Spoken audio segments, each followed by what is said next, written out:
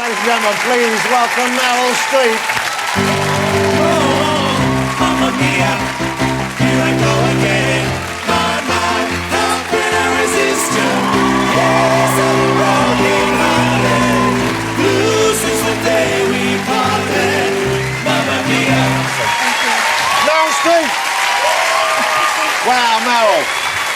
Hey, how fabulous does Meryl look? You look fabulous. That's who's that outfit by there? Oh, God, I don't know. You want to have a look for you? I'll have a look on the label. Let's do this. It's for Primark. It's no. Wow, £7. No, it's Max Mara. It looks fantastic. Max Mara. Max There Mara. it You is. go. You yeah. look great. How lovely to see you. How long are you over here in the United Kingdom for? Till tomorrow. Just till tomorrow. So Yeah. you're just whizzing around the world. Yeah, absolutely. And also, I believe congratulations to all because you just celebrated a birthday, didn't you? Yes, I did. Yes. Oh my God. Well, no, at your age, But I that know was sometimes the last memory week. goes. It's so what it is. long ago. Hey, how old were you last week? 59. 59. Congratulations. Thank you. So, now, next year, that's pretty much a big landmark in your life next year. Next year's year, birthday. yeah. Do you have plans? Do you know what you might be doing? Will it be a big celebration? No, I don't think so. Probably I'll do what I did this year, which is cook for everybody. Just and cook for everyone. Wasn't that lovely, throw though? myself a party because everybody forgets. Oh, what's wrong with them? No, I'm kidding. They're very sweet. Okay, but I guess you're not the sort of person it'd be easy to buy a gift for anyway. I'm tough. I don't really care about stuff that much. Like me, you're not into Things. material goods. I'm not in. Well, I'm very spiritual. I know it's a bitch when you're trying to buy a present for somebody that doesn't really appreciate it. Yeah. What kind of things do people get you there? Do you know? Can you tell us what sort of things people get? Or is it just little tokens? I like scarves. Scarves. And earrings, and I noticed in The Devil Wears Prada, I did pick up those earrings. Well, I was going to ask you that because from that scene. Those are the same earrings. well, what a fabulous movie, and I loved the performance you gave in that. She kind of reminded me a little bit, only in terms of her strictness, of Margaret Thatcher. Did you base her? Is that right? Yeah, well, you know that kind That's of. She's got interesting. the coiffed grey hair, and she's got the steely gaze. Yeah. Did you base her on Thatcher, or did you base her on anyone? That performance on anyone? No, I based her on all the men that I've known that have been, in positions of authority. Generally, the strongest ones don't raise their voices very much. Yes. And it's a great lesson.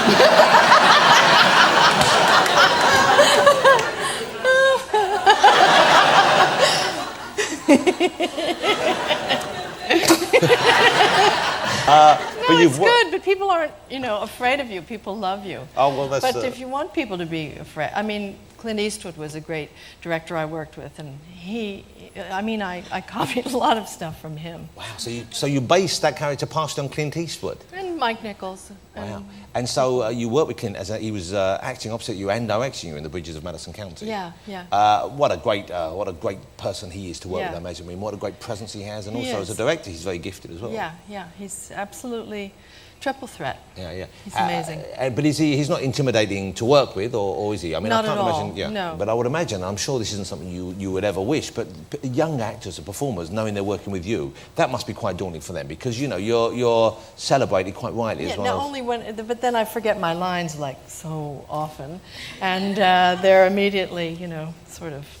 Oh, she's not so great. Do you ever do it on purpose just to kind of like relax them? Yeah, of course you do. Yeah. Who are the actors who you remember most fondly having worked with? Who are the leading men you've worked with? 'Cause I rewatched recently a tremendous movie called Kramer versus Kramer. Oh yeah. How was that? How was it working with Dustin? How was making that movie for you? Oh, it was good, but it was weird because almost in one of the very first scenes, it's when I'm leaving.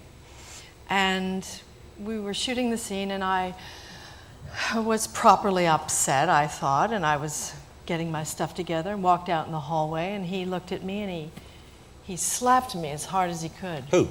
Dustin? Dustin. What the? Yeah, and you can see it in the film. There's a big big hand mark. I was so kind of shocked, but it set me up for the right feeling for him about the film. Really? Did he do that on purpose, or he just like slapping He people? He did it off screen, and then. Nowadays, if he was doing that, someone would be filming it on a mobile phone nearby. You know. He'd be sued, baby. He'd be in the courts. Well, you know what? We don't have the slapping one. We do have that scene because I just think that's just a fabulous piece of work. Between the two of you here, it's just a fantastic piece of acting. Have a look at this. I know it's a strange thing out of context, but this is from Kramer versus Kramer. You could see the mark there. You could see the mark. Incredible. And he denies that ever happened, by the way. But were you pleased he did it because that helped you get that performance out, or would you have been able to give that performance? No, I felt I could do the acting for myself. So have you forgiven him for that? It's one of those weird things, you know. You just don't know what's going to happen. Yeah. These encounters with people that are very, very deep when you're working. People unleash things that you don't, you know, all is forgiven, and I really, really love him, and I think he's an amazing actor. Yeah. But boy, I was mad that day. I bet you were. Which of the movies you look back, which of the performances which you most enjoy that you've given? I mean, I don't know if you watch your movies back, but which are the ones that you... Okay, which ones do you think of with the greatest fondness? Oh, a lot of them. I mean, it's hard to, because it's like my life. It's like the home movies of my life. I remember where my children were conceived on each location, and where we lived, and where the kids went to school. I remember all sorts of different things when I watch the movies than other people. So you can't really separate my life from my work, no. Yeah. Wow, but that's lovely. It's nice. I mean, it's like having kind of very elaborate, very expensive home movies to look back on. With Robert Redford in it. Instead of, most of us have got Al Dade, you've got Robert Redford for that one, and you've got Jack Nicholson. Yeah, I remember that. It's when the kid lost a tooth. It was Jack Nicholson. How is, speaking of Jack Nicholson, he's an actor who I just admire. At one stage, you made a few movies together, didn't you? You worked together several times. Twice, yeah. Twice. Great on-screen performance, chemistry between the two of you, I always thought. What's he like to work with? What are your memories of working with Jack Nicholson? I just remember laughing all the time. I mean, he's incredibly funny and very witty, and he takes the piss out of everybody. Yeah. But no, we did Heartburn, and I had just finished Out of Africa. I came home, and I was pregnant while I made Heartburn. I was really, really sick. I look at that movie now, and I think, I'm green. The tint of the film, but I really was green, you know, for a lot of it. But he was so great and so funny. Now, I don't want you to tell tales at school, but of course Jack is he's the kind of fella who, when he works with an attractive woman, he tends to try his luck. He didn't have a prayer, babe.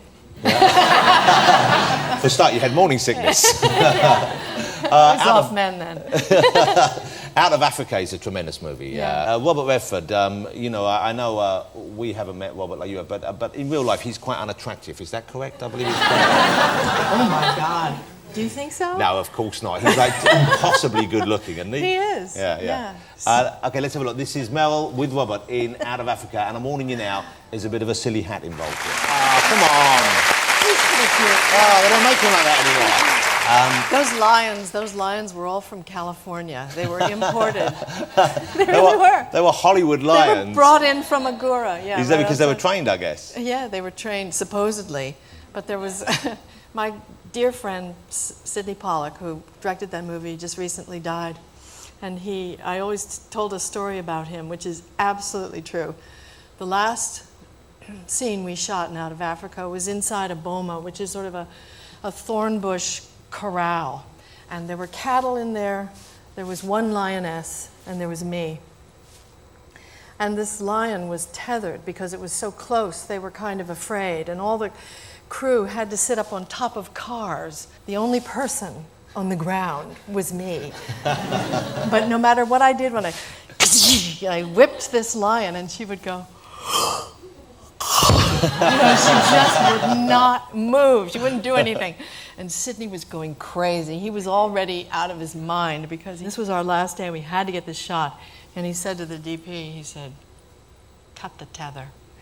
The guy said, "What are you talking about?" You know, he said, "Cut the tether." And for the last scene of that movie, when I whipped that lion, she goes, "Arr!" She really ran at me, and I went, "Ah!"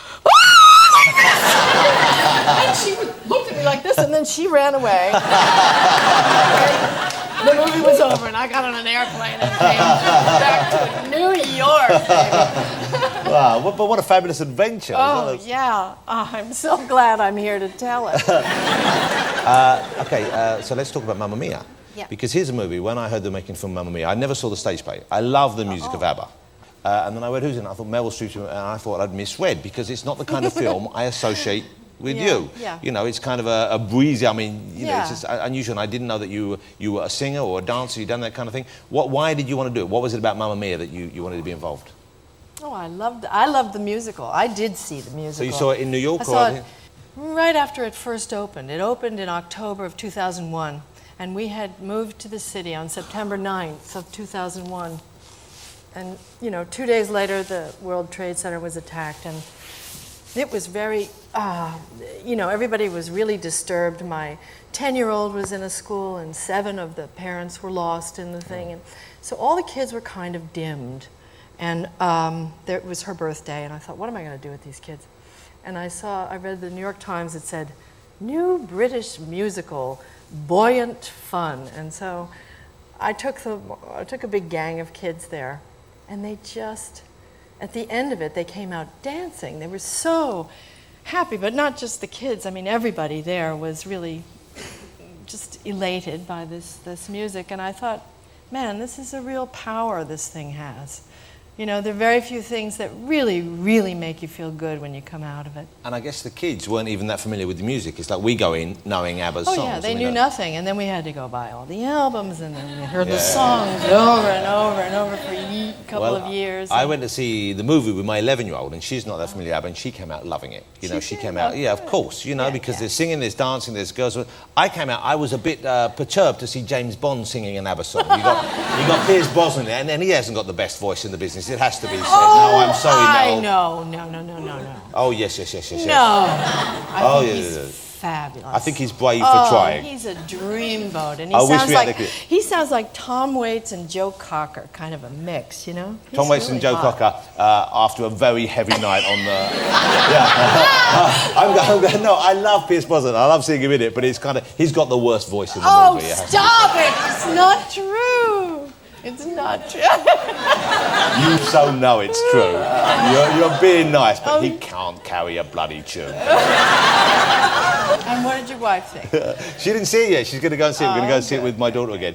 Now, you've sung before, I guess, but I didn't know that you... I mean, do you like to perform? You like singing and doing that kind of thing? I was in musicals in high school, and I thought I might... And my first Broadway show was a musical. Which one was that? It's called Happy End, Kurt Weill and Bertolt Brecht. It's not Not big on laughs. Yeah, it's not Mamma Mia. But it has some great songs. Surabaya Johnny, no one's meaner than you. Surabaya Johnny, do you know that? That's a great song. No, I don't know, but I just like... I'm sitting close to Meryl Streep singing. I don't care. I'm just really happy. That's a great score, and it's a musical. But then I got into other things. Yeah, well, I think we know about those. Now, how did you feel? I think I might sing almost all the film. Not quite, there's a couple of things, but almost all of them, you are wearing the dungarees. Yeah, you don't like those? Well, no, I don't have a problem with them. I personally don't like to wear them because for a man, if you have the straps done up incorrectly, it can be a little bit unaccommodating. But that's you have to make a decision. You do, which... Republican or Democrat, as you say. But how much of your year did you spend in the dungarees then filming that? It's quite a long time. Yeah. I mean, look at that. Well, are you on strings there, or are you actually just jumping that high? Am I on string? I didn't think about it before I did that. Wow. I should have, because I felt it the next day. Did any injuries occur during the making of this movie? Yes, Julie really hurt herself in Dancing Queen. How did she hurt herself? She stepped on a rock. They didn't clear the path where we were dancing. And it's a real place, it's cobblestones, and it's sort of, she hurt herself. But she soldiered on. She's tough. She's made of sterner stuff, you see. She's fantastic. A Brit. Yeah. She's a Brit. She's not a big baby like the Americans. Is it tough being an American sometimes when you go around the world? Because, you know, the position that America occupies. Not anymore, baby, because we're on the verge. We're on the verge. Well, now, so you think things you think things will change? Oh, yes, I do. You think Mr. Obama has a chance to yes, become I president? do. Well, that's exciting. I And think he'll be our next president. were you disappointed that Hillary Clinton got ousted in his favour, or would you prefer to see him? Who do you think would have made the better Democratic leader, and who do you think will make I the don't better? know. It was just historic, you know. It was a great moment for all of us. And I don't know. I think now everybody's happy that it's Obama. Hillary's pulling for him. She's out campaigning for him. So I think it'll be a formidable team. You are a Democrat yourself, then, I'm assuming. No.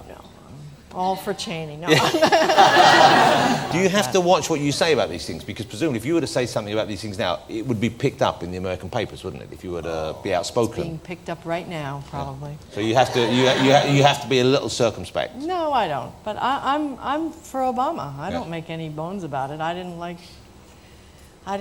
the current administration the first time around. I've met very few people who did. That's what's so curious about it. Meryl, it's lovely to have you here, of course. My pleasure. It's lovely to have you back in the country. Thank you for inviting me. Well, you are welcome anytime. I've watched your show very often. And I can only apologise. I was always... But thank you so much for coming Thanks. on. Appreciate I it. hope you know I'm a huge fan. I suspect you have more than a couple in the audience here as well. So congratulations on Mamma Mia. It's great fun. Thank you. Meryl Streep, ladies and gentlemen, thank you so much. You may go. Your work is done. Back to the cat and the dog. Thank you. Let's have a hug today. Meryl Streep, ladies and gentlemen. The fabulous Divine Streep.